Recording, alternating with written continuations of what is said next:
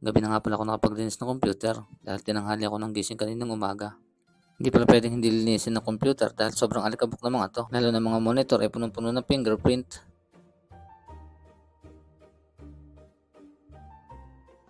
9:45 na nga ng gabi ay may mga tumatawag pa mga bata. Ito nga tinanong nila kung pwede pa daw sila maglaro.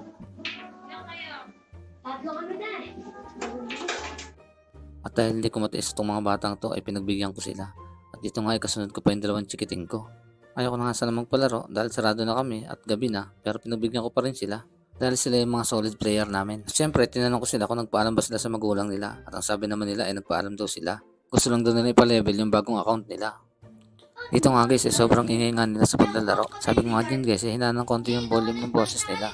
Kasi nga may mga natutulog na dito sa kapitbahay namin at meron pa dito mga bata. Dito nga pala sa amin guys, ang usong laro ay Roblox. Nung una nga guys ay na-curious ako sa larong ito. Hindi ko alam kung bakit pinagkakaguluhan ng mga bata ang larong ito. At nung tinignan ko nga ay napakarami nga palang laro dito sa loob ng Roblox. Nung kabataan ko kasi hindi ko kasi yung ganitong mga laro. Ang alam ko lang laro ay tumbang preso, tagu-taguan at patintero.